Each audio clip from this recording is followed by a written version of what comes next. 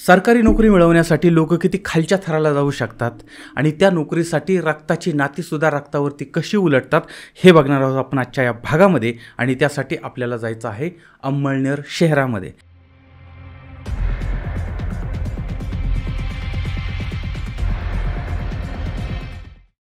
अंमळनेर शहरामध्ये त्या ठिकाणचं गांधीलपुरा परिसर आहे. त्या परिसरामध्ये घोगले परिवार राहतो आहे. या परिवारामधल्या आई आहेत पारूबाई.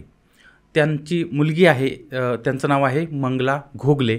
या अविवाहित आहेत आणि 32 वर्षाचा मुलगा आहे, नाव आहे जय घोगले. आणि त्या मुलाची पत्नी आहे, त्यांचं नाव आहे शीतल, वय वर्ष साधारण 28. अशा पद्धतीचा हा परिवार आहे. आता मंगला आणि शीतल या दोघी नणंद भाऊजया आहेत. सगळं काही परिवारामध्ये सुरळीत सुरू आहे असं वाटत होतं. अनेक वर्षापासून हा परिवार त्या भागामध्ये राहतो आहे. कुटुंबाची आर्थिक परिस्थिती ही सर्वसामान्य आहे आणि घराची जबाबदारी ही त्या आईवरती आहे. पारूबाई म्हणजे आई ज्या आहेत त्या अंमळनेर नगरपालिका जी आहे त्या ठिकाणी सफाई कामगार म्हणून काम करत आहेत. आणि मुलगा जो आहे जय, तो मिळेल ते काम करतो आहे. नंतर शहरातील सायकलचं रिपेरिंगचं एका दुकानात तो काम करत होता. आणि शीतल म्हणजे जयची पत्नी जी आहेत शीतल, त्यासुद्धा मोलमजुरी करतायत. अशा पद्धतीनं यांचा उदरनिर्वाह सुरू आहे. आता सगळं सामान्य पद्धतीनं सुरू आहे असं दिसत असताना प्रत्येकजण आपापल्या पद्धतीने कुटुंबाचा गाडा ओढतो आहे असं वाटत असतानाच 20 सप्टेंबर 2024 तो दिवस उजाडला. नेहमीप्रमाणे सकाळी सकाळी कुटुंब प्रत्येकजण झोपेतनं उठलेलं आहे आणि आपापल्या कामाला लागलेलं आहे. आणि सकाळी नणंद आणि भाऊजय म्हणजे मंगला आणि शीतल या दोघीही टॉयलेटसाठी घराच्या बाहेर पडल्या. काही वेळाने नणंद मंगला जी आहे ती एकटीच घरी आली आणि शीतल जी होती ती घरी आलेली नव्हती. त्यावेळेस मग त्या आईनं विचारलं. त्यावेळेस मग हिनं सांगितलं की ती सरपण वगैरे आणण्यासाठी, लाकडं वगैरे आणण्यासाठी जंगलामध्ये गेलेली आहे. त्यानंतर आता ही घरातली मंडळी त्यांच्या कामामध्ये लागली होती. बराच वेळ झाला तरीसुद्धा शीतल काही घरी आलेली नव्हती. त्यामुळं मग घरातली मंडळी परत त्यांना काळजी वाटायला लागली की इतका वेळ सरपण गोळा करायला इतका वेळ काय लागणार नाही किंवा इतका उशीर का झाला आहे. त्यामुळे मग त्यांनी तिकडं जाऊन चौकशी केली, बघितलं, विचारपूस केली, पण काय शीतल यांचा तपास लागला नाही. मग त्यानंतर मंगला आणि त्यांच्या आई ज्या आहेत त्यांनी गल्लीमधील समाजाच्या लोकांकडे पण चौकशी केली, विचारपूस केली, शोध सुरू झाला, पण काहीही त्यांच्याबद्दल माहिती मिळाली नाही. आणि शीतल जय घोगले यांचा तपास लागत नव्हता. कुटुंब काळजीमध्ये होतं. दुसरा दिवस उजाडला होता. गावातल्या लोकांनी आणि कुटुंबियांनी पुन्हा त्यांचा शोध घेतला होता, तरीसुद्धा त्या काही सापडल्या नाहीत. आणि 22 सप्टेंबर 2024 पुन्हा एकदा शोध चालू झाला होता आणि गावकरी शीतल यांच्या शोधामध्ये गावाच्या बाहेर जंगलापर्यंत गेलेले होते. आणि जंगलाच्या ठिकाणी बोरा नदी होती आणि त्या नदीच्या किनारी नागरिकांना एका महिलेच्या चपला दिसून आल्या होत्या. आणि ज्यावेळेस खोलवरती शोध घेतला त्यावेळेस बोरा नदीच्या पात्रामध्ये किनाऱ्याच्या भागामध्ये झाडाझुडपामध्ये एक मृतदेह पडलेला होता. ती एक महिला होती, रक्तबंबाळ अवस्थेमध्ये पडलेली होती आणि काट्याचे वरखडे आणि डोक्याला गंभीर जखम झालेली होती. आणि हे बघून गावकरी हादरले, कारण बेपत्ता शीतलचा तो मृतदेह होता. त्यानंतर तात्काळ शीतल यांच्या कुटुंबियांना आणि पोलिसांना, अंमळनेर पोलिसांना कळवण्यात आलेलं आहे. कुटुंब आणि पोलीस हे त्या ठिकाणी घटनास्थळी पोहोचतात. आता या ठिकाणी शीतल यांची हत्या झालेली होती आणि त्यांचा मृतदेह त्या झाडाझुडपामध्ये टाकण्यात आलेला होता. पोलिसांनी तो बाहेर काढला आहे. तर त्यांच्या गळ्यावरती, शीतल यांच्या गळ्यावरती आवळल्याच्या चिन्ह होते किंवा व्रण होते. डोक्याला आणि हाताला वार केल्याचं सुद्धा दिसत होतं. तर घटनास्थळाचा पोलिसांनी पंचनामा वगैरे केलेला आहे. बॉडी पोस्टमॉर्टमला पाठवलेली आहे आणि अज्ञात व्यक्तीच्या विरोधामध्ये गुन्हा दाखल झाला आणि तपासाला सुरुवात झाली. आता त्यानंतर मग शीतल या घटनेच्या दिवशी कुठं होत्या, कुणासोबत होत्या, कोणाशी काय वाद आहे का, भांडणं आहेत का, वैर आहे का वगैरे सगळ्या बाजूने तपासाला सुरुवात होते. सकाळी नणंद भाऊजया म्हणजे मंगला आणि शीतल या दोघीही बाहेर गेल्या होत्या हे समजलेलं होतं. पण येताना मंगला मात्र एकटीच आलेली होती. पोलिसांचा पहिला संशय त्या मंगलावरतीच होता. तिच्याकडे विचारपूस करायला सुरुवात होते. त्यावेळेस मग तिनं म्हणजे वहिनी जी आहे ते लाकडं वगैरे आणायला गेले असं पोलिसांना सांगितलं होतं. आता पोलीस मात्र सगळ्या बाजूने तपास चाललेला होता, त्यामुळे तांत्रिक तपास करत होते, त्याचबरोबर ती लोकांच्याकडे चौकशी करत होते. आता याच्यामध्ये पोलिसांनी एक CCTV तपासलं. त्या CCTV फुटेजमध्ये ह्या दोघीही सकाळी घरातनं बाहेर पडलेल्या होत्या. आणि ज्या वेळेस त्या मंगलाला विचारलं तू किती वेळात माघारी आली, त्यावेळी तिनं 5-10 मिनटं सांगितलं होतं की 5-10 मिनटात ती माघारी आली म्हणून. पण CCTVच्या माध्यमातून मात्र हे लक्षात आलं की ती जवळजवळ अर्धा पाऊण तासानंतर माघारी आलेली होती. म्हणजे ही या ठिकाणी खोटं बोलते आहे. मग इतका वेळ ती काय करत होती हा प्रश्न होता. त्याचबरोबर तिच्याबरोबर अजून एक जण होता, तिचा सहकारी होता किंवा प्रियकर होता. तर पोलिसांना ज्यावेळेस हिच्या प्रियकराबद्दलची माहिती मिळाली त्यावेळेस पोलिसांनी तिला विचारलं. त्यावेळेस तिनं मान्य केलं, पण माझं प्रियकराशी बऱ्याच काळापासून बोलणं झालेलं नाही असं सांगितलं. पण ज्यावेळेस पोलिसांनी अधिक माहिती काढली त्यावेळेस अक्षरशः सतत त्या प्रियकराबरोबर ती बोलणं होतं ही गोष्ट समोर आली. याचा अर्थ ही तरुणी खोटं बोलते आहे हे सरळ सरळ समोर येत होतं. आणि त्यानंतर मग मंगला आणि भाऊजाई शीतल यांच्याबद्दलसुद्धा ज्यावेळेस गावातनं माहिती पोलिसांनी जमा केली किंवा आजूबाजूच्या लोकांकडून जमा केली त्यावेळेस यांच्यामधलं नातं चांगलं नव्हतं, दोघींमध्ये वाद होत होते. याच्यामुळे जो संशय होता तो अजूनच बळावला आणि पोलिसांनी मंगलाला ताब्यात घेतलं.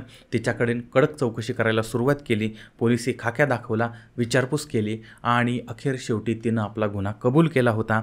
तिनंच तिच्या साथीदाराबरोबर मिळून वहिनी शीतल घोगले यांची हत्या केलेली होती. आता ही माहिती समोर आली होती, पण हिनं असं का केलं होतं? आता हे प्रकरण नक्की काय होतं? तर मंगलाची आई जी आहे तिच्या अगोदर तिची आजी जी होती ती सफाई कामगार होती. त्याच्यानंतर आजीच्या जागी आई सफाई कामगार झाली आणि आता त्या आईच्या जागी आपल्याला संधी मिळेल, आपल्याला ती नोकरी मिळेल असं मंगलाला वाटत होतं. पण तसं घडलं नाही. कारण आई जी आहे ती आपल्या सुनेला आपल्या जागी म्हणजे अमळनेर नगरपालिका जी आहे त्या ठिकाणी कामाला लावणार होते. आता जर समजा सून म्हणजे शीतल कामाला लागली तर ती जास्त पैसे कमवेल, त्यानंतर तिचा संसार चांगला करेल, आपल्या मुलाला चांगलं सांभाळेल, नातवांनासुद्धा आधार होईल असा विचार करून त्या आईनं हा निर्णय घेतलेला होता. पण ही गोष्ट त्या मुलीला म्हणजे मंगलाला मान्य नव्हती आणि आईची जागा भाऊजाई घेईन याची तिला काळजी वाटत होती, याचा ती विरोध करत होती. आणि यामुळे नणंद आणि भाऊजाई या दोघींच्यामध्ये खटके उडायला लागले होते, दोघींमध्ये वाद व्हायला लागले होते आणि यामुळेच नंदेनं भाऊजाईचा मर्डर करण्याचा प्लॅन केलेला होता आणि यासाठी तिनं तिच्या प्रियकराची मदत घेतली होती. त्या प्रियकराचं नाव आहे करण मोहन घटाळे. तर हा जो करण आहे तो पारुबाई ज्या आहेत त्यांच्यासोबतच सहकर्मचारी म्हणून सफाई कामगार म्हणून काम करत होता. आता ती आई आणि करण घोटाळे म्हणजे करण जो आहे तर ते सोबत एकत्र काम करत होते, एकाच परिसरात राहत होते. त्याच्यामुळे त्यात करणचं मंगला यांच्या घरी येणं जाणं होतं आणि यामुळे करण आणि मंगला यांच्यामध्ये जवळीक निर्माण होते, प्रेम प्रकरण सुरू होतं. आता हे सगळं लपून छपून सुरू होतं आणि नंतर या प्रेमाची माहिती घरच्यांना, बाहेरच्यांना सगळ्यांना झालेली होती. पण यामुळे आपली बदनामी होते आणि या कारणाने आई आणि भाऊजाई या दोघींचाही या प्रेम प्रकरणाला विरोध होता. आधीच भाऊजाई शीतल सफाई कर्मचारी म्हणून नोकरी आपली घेणार आहे, त्याचबरोबर ती प्रेमाला विरोध करते आहे. यामुळे मंगला जी आहे ती प्रचंड चिडलेली आहे आणि यातूनच तिनं मग वहिनी शीतल यांचा कायमचा काटा काढण्याचं ठरवलेलं होतं. ही जर गेली तर आपल्याला नोकरी मिळेल आणि आपला प्रियकरसुद्धा आपल्याला मिळेल असं तिला वाटत होतं आणि त्यामुळे कट रचला गेला. ठरल्याप्रमाणे 20 सप्टेंबर 2024 रोजी मंगलाने आधीच सकाळी प्रियकराला कळवलं होतं की वहिनीबरोबर ती बाहेर येते आहे आणि त्यानंतर तो प्रियकर अगोदरच लोखंडी रॉड वगैरे घेऊन झाडाझुडपामध्ये दबा धरून बसलेला होता. यानंतर या दोघी बाहेर पडतात. त्यानंतर ही तिला घेऊन आडबाजूला जाते आणि यावेळेस गुपचूप पाठीमागून करण येतो आणि तो लोखंडी रॉडने शीतल यांच्या डोक्यामध्ये जोरदार प्रहार करतो आणि त्यामुळे त्या रक्तबंबाळ होऊन खाली कोसळतात, खाली पडतात आणि त्यावेळेस मग ही नणंद जी आहे हिचं तोंड जे आहे ते खाली जमिनीमध्ये पुरते किंवा दाबते. त्यानंतर तिचा गळाही घट्ट आवळला जातो आणि करणने मग पुन्हा लोखंडी रॉडने फटका तिच्या डोक्यामध्ये मारला आणि त्यानंतर तिचा मृत्यू झाला होता. म्हणजे मंगला आणि करण या दोघांनी शीतलचा मर्डर केला, शीतलची हत्या केली. त्यानंतर मृतदेह जो आहे तो झाडाझुडपामध्ये टाकून दिला आणि त्यानंतर मंगला एकटीच घरी आली आणि इकडं करण जो आहे तो पसार झाला होता. त्यानंतर शीतल बेपत्ता झाली, ही बाब समोर आली. नंतर CCTV फुटेज आणि तांत्रिक बाबी यावरून मग नणंद मंगला घोगले हिला ताब्यात घेण्यात आलं होतं आणि घटना उघडकीस आली होती. दोन्ही संशयित आता ताब्यात आहेत. पण हे सगळं करून शेवटी काय मिळालं? म्हणजे भावाचा संसार उद्ध्वस्त केला, वहिनीचा खून केला. हे दोघं प्रियकर प्रेयसी जे आहेत ते खुनी बनले होते आणि आई किंवा घरातली जी लहान मुलं असतील तर लहान मुलं ही आईविना पोरकी झाली आणि ज्या आईनं हिला जन्म दिला होता त्या आईला आयुष्यभराचं दुःख भोगायला लागलं. म्हणजे नोकरी तर मिळाली नाहीच, पण प्रियकराची जी नोकरी होती ती सुद्धा गेली. मग या हिंसाचारातून मिळालं काय? या सगळ्यातनं एकच धडा आपल्याला मिळतो आणि तो म्हणजे अति हाव जर केली तर अशा पद्धतीच्या घटना घडतात. लक्षात घ्या, कोणाला तरी दुःख देऊन, कोणाला तरी त्रास देऊन आपण कधीही सुखी राहू शकत नाही. आणि यामुळे तुकाराम महाराजांनी 350-400 वर्षापूर्वी सांगितलं होतं, ठेविले अनंते तैसेचे राहावे. पण यापेक्षाही पुढचं वाक्य जे आहे ते अत्यंत महत्त्वाचं आहे. तुकाराम महाराज म्हणतात, ठेविले अनंते तैसेचे राहावे.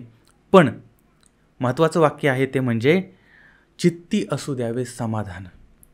ज्यावेळेस चित्तामध्ये समाधानच नसेल त्यावेळेस मात्र माणूस अघटित घटना घडवतो आणि त्यातून त्याचाही फायदा होत नाही आणि तो आपल्याच लोकांचं नुकसान करतो आणि स्वतःचंही वाटोळं करून घेतो. तर अशा पद्धतीच्या घटना घडू नयेत म्हणून आपण या गोष्टी समजून घेतल्या पाहिजेत. तर आता याबद्दल तुमचं मत काय आहे? तुम्ही जर या भागातील असाल, तुम्हाला जर याबद्दलची अधिक वेगळी नवीन माहिती असेल ते सुद्धा कमेंटमध्ये जरूर कळवा. आणि या गोष्टीमध्ये अजून तपास चालला आहे, काही नवीन अपडेट असतील त्यासुद्धा आपण नंतर पाहूया. पुन्हा भेटू पुढच्या भागामध्ये एका नवीन विषयासह. तोपर्यंत धन्यवाद.